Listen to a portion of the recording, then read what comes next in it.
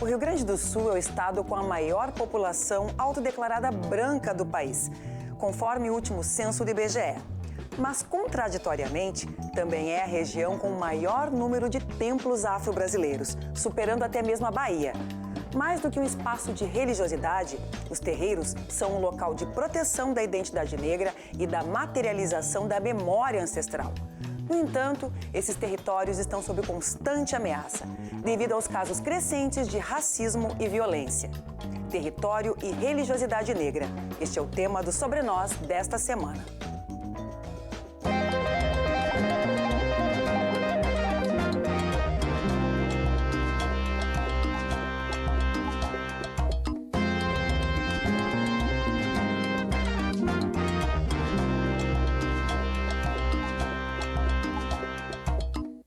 Estamos em novembro, mês da consciência negra, e o Sobre Nós traz à tona um tema muito caro à comunidade negra gaúcha: territórios e religiosidade afro. Está aqui com a gente o Babalorixá Babadiba de Iemanjá, que também é coordenador nacional da Renafro Saúde, Rede Nacional de Religiões Afro-Brasileiras e Saúde, e presidente do Conselho do Povo de Terreiro do Rio Grande do Sul. E também Daniele Machado Vieira, pesquisadora dos antigos territórios negros, doutoranda em Geografia pela URGS e professora da Rede Municipal de Porto Alegre. Sejam muito bem-vindos, obrigada pela presença. E eu começo perguntando para vocês, fazendo essa provocação, pelo que eu disse ali no início. O estado onde tem a maior população branca do país é o espaço onde tem mais terreiros. Como pode essa contradição, Babadiba? Eu diria que alguns pesquisadores, dizem que o Rio Grande do Sul está embranquecendo a tradição de matriz africana. E eu digo que a matriz africana está empretecendo o Rio Grande do Sul. O povo...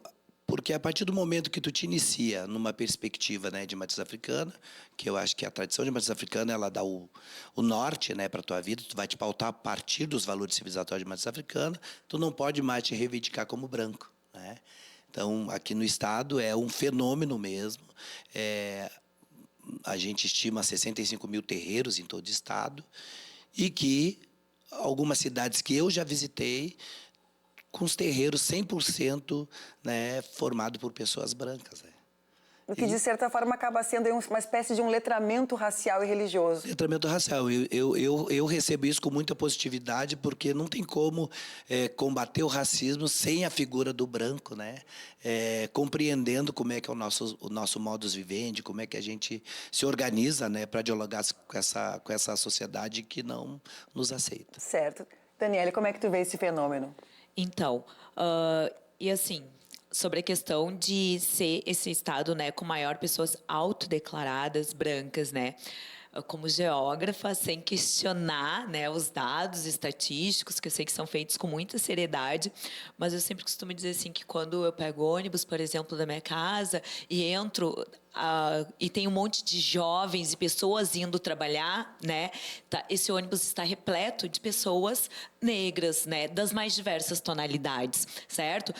Mas para além disso, e claro que a gente sabe que sim, tem uma grande quantidade de população branca, mas eu sempre fico olhando essa quantidade de população negra que está ali nesse cotidiano, no dia a dia, vivenciando essa cidade, esse estado, mesmo em regiões que são lidas como brancas, então que é a Serra e vários municípios, mas para além disso, por exemplo, tem toda a questão que esses espaços, esses terreiros também, junto com essa população que foi a população originária desses espaços negros, foram sendo deslocados, tem toda a questão do racismo religioso, certo?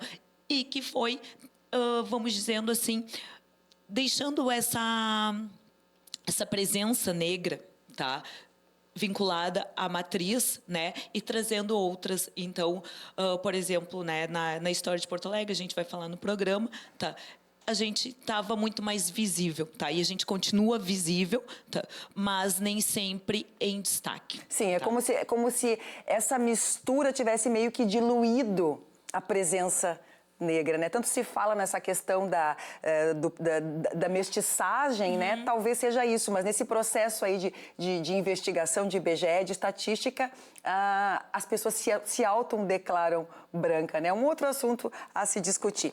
Babadiba, como é que você define, né, as religiões de matriz africanas praticadas aqui no Rio Grande do Sul? Nos passem um panorama, né? Como é que a gente pode categorizar, se é que se usa essa palavra?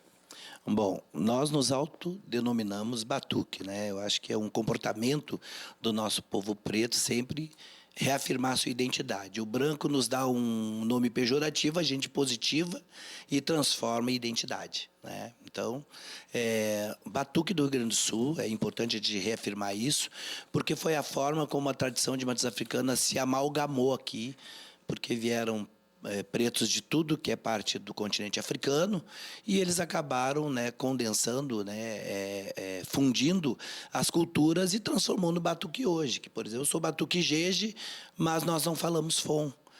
Tem o batuque cabinda, mas que não cultua inquice, que seria a divindade da cultura banto. Né? Nós temos... e o que predomina foram os últimos que chegaram aqui, que foram os negros e iorubás.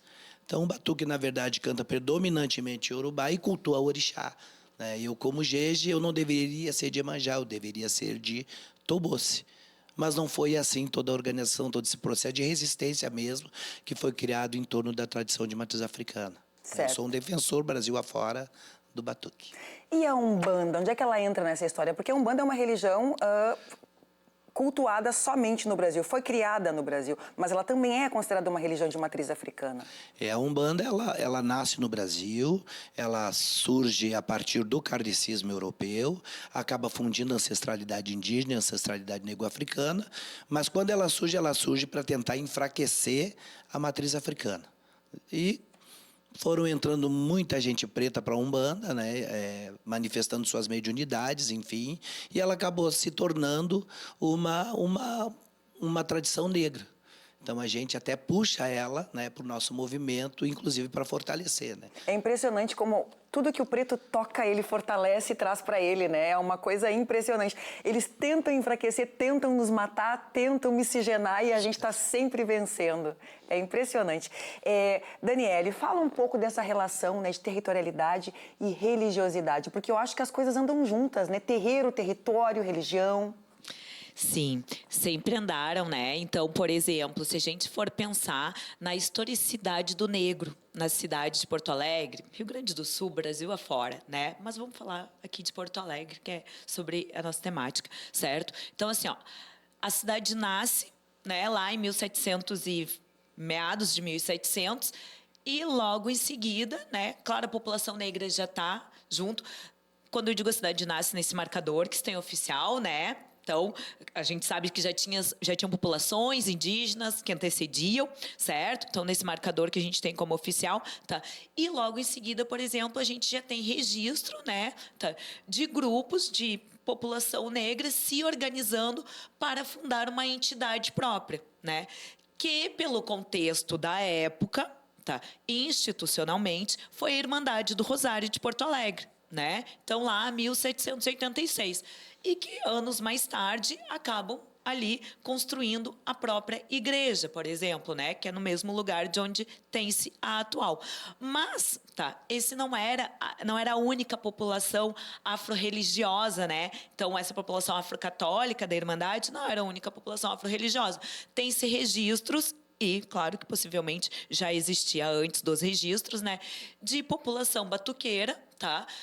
Na cidade de Porto Alegre desde 1830, por exemplo, né? E daí isso. Então, a cidade era centro nessa época e essas populações, né, esses grupos, que não eram eram diversos, estavam com suas territorialidades naquela região.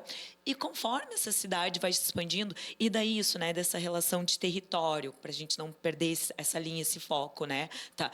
Toda essa comunidade, Irmandade do Rosário, povo de terreiro, estava articulada. Embora hoje a gente leia como, né, a afro-católica, né, e de terreiro. Então, elas estavam articuladas, né, e estavam produzindo esse território. Produzindo em que sentido? Tá? se ajudando mutuamente, né? Seja para a construção da própria igreja, tá? Seja para os seus festejos religiosos, né? Seja as congadas ou então os batuques Certo. mesmos, né? Então essa comunidade estava ali articulada, né? Nesse território. Sim, eu imaginei na época como não foi, né? Essa articulação, né? Os afrocatólicos, os afrobatuqueiros, digamos assim.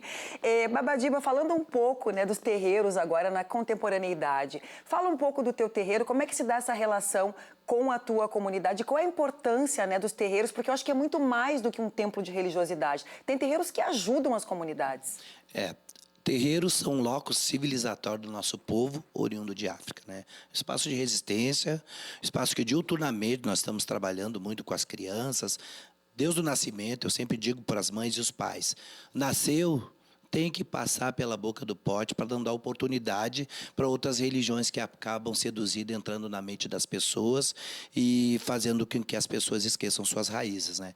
Então, o terreiro é a manutenção, né, de todo esse conhecimento, de toda essa herança negro-africana que veio para o Rio Grande do Sul, é um pedacinho de África aqui no estado. E, inclusive, atualmente, a nossa grande luta é dos 850 terreiros atingidos pela enchente aqui no nosso estado do Rio Grande do Sul, estão sofrendo que tiveram perdas totais e que não são pauta de governo nem de direita nem de esquerda, que mais ainda continua na invisibilidade política e social do nosso estado. A gente sabe que na nossa capital e algumas cidades do interior aí, da grande Porto Alegre também, que ninguém dorme sem ouvir no fundo um toquezinho de tambor, né? A nossa capital, ela é de matriz africana, mas de noite todo mundo vai, de dia todo mundo nega. Exatamente, exatamente isso. Daniele, como é que estão, né? Para onde foram essas comunidades, esses terreiros dessa época que você falou aí? Onde elas estão hoje? Então, no Moinhos de Vento, com certeza, não estão mais. Não estão mais, porque daí é isso, né? Tá. Essa religiosidade que marca esse povo e marcava esse território, né, com as suas articulações que não envolviam só a religiosidade, como o Babadiba falou, né, solidariedade, também era um ponto, tá, de argumento para deslocamento, né, para desmantelamento desses espaços e que ocasionaram na segregação urbana, né? Então é isso. Se no primeiro momento estávamos no centro com a Irmandade do Rosário e com os terreiros, né, Candombe da Mãe Rita, por exemplo, entre outros, a Borges era um lugar de terreiro, certo? Tem vários registros falando disso. A cidade, conforme ela vai crescendo, essa população vai sendo deslocada. Então, no segundo momento, a gente estava no entorno. Hoje a gente conhece Areal da Baronesa, né? Então, antiga colônia africana, atual bairro Rio Branco. Mas a gente não conseguiu ficar ali, né? E daí, Montserrat, um lugar que hoje não é conhecido, também era lugar de terreiro, lugar de batuqueiro forte, como já diziam. A bacia, certo? A né? bacia do Montserrat, né? Tá.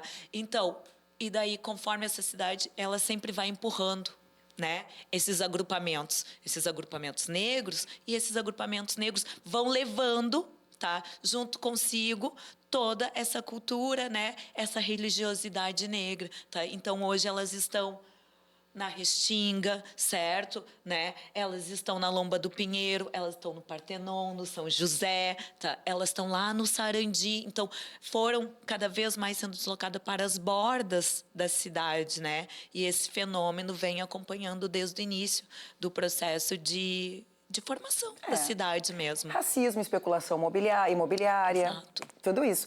A gente vai ao intervalo e no próximo bloco a gente vai falar sobre intolerância religiosa e a importância dos terreiros negros como patrimônio cultural. A gente já volta.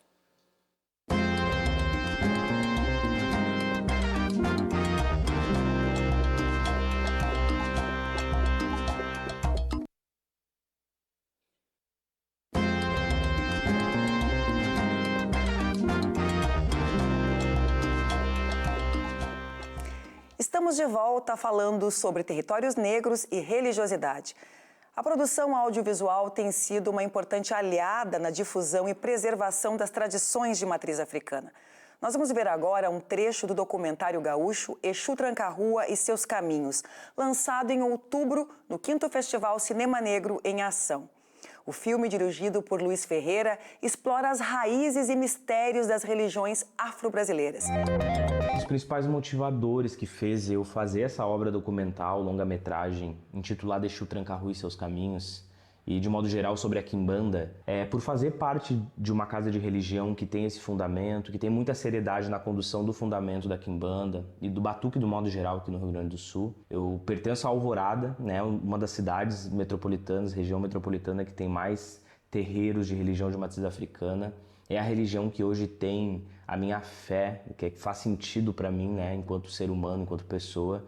E como realizador, entendendo que o audiovisual é uma ferramenta de transformação e educação direta e indireta, eu vi a possibilidade dessa obra trazer um pouco à luz sobre a entidade, sobre a tradição, sobre a cultura de religião de matriz africana, em específico a Quimbanda, que ainda é muito demonizada, que ainda é muito mistificada por várias pessoas que não têm conhecimento profundo. Então eu, enquanto uma pessoa preta, periférica, de axé, né, tenho o dever e a obrigação diretamente de conseguir e de gerar esse tipo de obra para fazer as pessoas entenderem a dimensão e a profundidade de cada qual. E obviamente eu fui inspirado diretamente pela entidade. O nome do filme quem deu foi a própria entidade, né? Exu Tranca-Rua e Seus Caminhos é um título, é um nome dado pela própria entidade. E eu, enquanto realizador, apenas psicografei imageticamente o que já estava no plano espiritual. Me sinto muito grato, me sinto muito honrado em ser a pessoa que realizou essa obra audiovisual. Eu acredito ser de extrema importância, né, para o movimento preto, para o movimento de axé, para as pessoas que queiram entender sobre o que é religião de matriz africana, fundamento da religião, as suas várias ramificações. Essa obra está bem completa. Espero que toque o coração e a mente de vocês. Laro e Exu.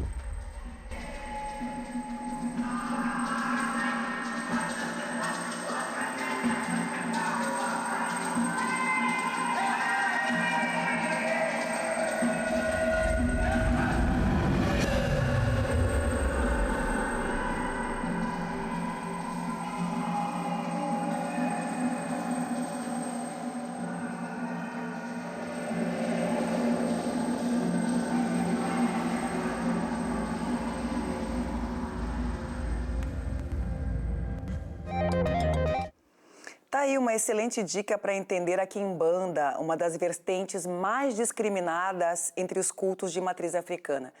E conforme dados do Ministério dos Direitos Humanos e da Cidadania, em 2023 foram feitas 1.478 denúncias de intolerância religiosa no Disque Direitos Humanos, um aumento de 80% em relação a 2022. E a maioria das vítimas são das religiões afro-brasileiras. E um levantamento da startup Jus Racial mostra que em 2023 foram 176 mil processos por racismo em tramitação nos tribunais do país, sendo que um terço deles envolve intolerância religiosa. Babadiba, como é que você avalia, né, o cinema, a arte, a cultura como uma forma, né, de educar e explicar o que são os preceitos da religião de matriz africana, como é o caso aí desse filme que fala sobre a Quimbanda, que é tão estigmatizada? Bom, eu recebo também com muita positividade. A gente precisa ocupar os espaços de cinema justamente para desmistificar o que, infelizmente, né, com o advento da internet, das redes sociais, o nosso povo está usando sem filtro. Acho que um filme, né, como esse, o Tranca-Rua, ele vem trazer, né, uma ideia bem positiva do que é a Quimbanda no Brasil, porque a Quimbanda está no Brasil todo, não está só no Rio Grande do Sul. Fala um pouquinho pra gente, Babadiba, o que é a Quimbanda dentro de todo esse guarda-chuva das religiões de matriz africana? A Quimbanda é uma vertente da Umbanda, né? Digamos que seriam os Exus da Umbanda, né? Aqueles que abrem os caminhos, que fazem a conexão, né, com a Aruanda, com o mundo sagrado. E nos idos tempos ela era uma passagenzinha muito rápida numa sessão de Umbanda. E acabou crescendo, acabou se individualizando, se transformando num culto específico. Que tem pessoas que são iniciadas em Exu, que tem o culto de Exu e que não tem Umbanda, que trabalham direto com o povo da rua, que é a Quimbanda, que é o Exu e a Pombagira. E essa associação, por exemplo, né, que o povo faz ao demônio e que a gente mesmo faz, porque o demônio, para nós não existe, ele não tem força nenhuma. O diabo, inclusive, era uma figura bem bacana, porque ele foi diabolizado, foi endemonizado, porque divergiu de uma elite cristã, e aí foi expulso lá daquele sistema. O Lúcifer, né? O Lúcifer, exatamente. Então, ele era até um cara legal, então para a gente não é uma coisa ruim. Mas como o branco tem medo, então a gente canta. Ela é uma deusa, é uma santa, é uma deusa, ela é o diabo. Mas não que a gente cultue o demônio ou o diabo, porque como para a gente não é divindade, não é espírito, então não tem... Ou seja, o diabo é uma invenção do branco cristão. Exatamente, o diabo é uma invenção. É para dominação, né, da sociedade mesmo cristã. Daniele, tu que é professora, né? Qual a importância, né, desse tipo de trabalho? É pedagógico, embora a pedagogia se remeta à criança, mas tem muitos adultos que precisam aprender como crianças, né? Não, e é super pedagógico, né? A gente costuma dizer que tudo isso nos auxilia, nos colabora, tá? Para que a gente trabalhe os mais diversos assuntos na sala de aula. E o pedagógico, infelizmente, Clarissa, é tudo, porque tudo que ensina é pedagógico, né? Então, esse é o pedagógico para o bem, no sentido, tá? De que vai trazer elementos para a gente desmistificar questões, tá? Que ao longo da vida as pessoas falam, né, sem nem saber exatamente do que estão falando. Só vão reproduzindo entre gerações, tá? A questão do Exu, como que traz coisa ruim, né? Então, esse tipo de trabalho é sempre para nos auxiliar. Nós utilizamos muito nas escolas, nas nossas práticas, nas nossas falas, com os colegas, inclusive, porque daí a gente desfaz equívocos com os alunos e com outros colegas que muitas vezes desconhecem. Isso é super positivo para a educação. É importante mesmo. Babadiba, falando aí de intolerância religiosa, de racismo religioso, o que o povo de terreiro vem enfrentando aqui no Rio Grande do Sul? Nos faça um panorama de como está essa situação e como é que vocês estão buscando apoio. Bom, nos últimos tempos, os terreiros voltaram a ser molestados pela Brigada Militar. Inclusive com a ameaça de prender o orixá e de apreender os tambores e agês, enfim. Nós estamos aí tentando um diálogo com o comando da Brigada Militar para que se crie um protocolo de abordagem aos terreiros.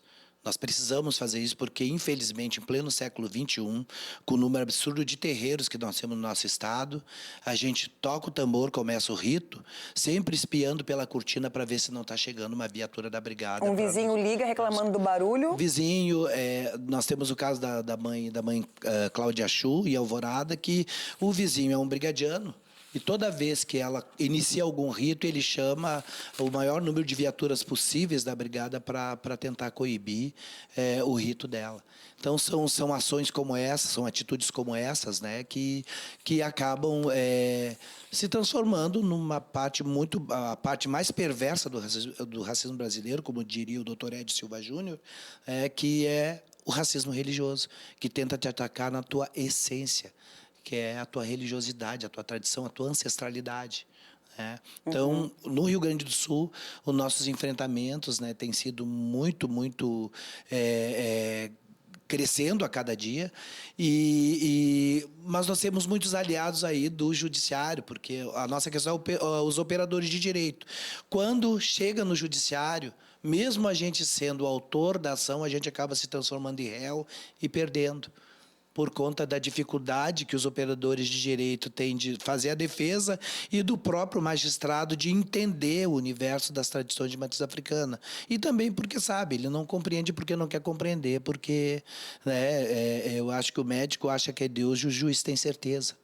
Sim. E não consegue pensar senão na égide da cruz. Não consegue entrar... Não são laicos, a verdade é essa, na né, nossa Babadiba? perspectiva civilizatória, isso. Claro.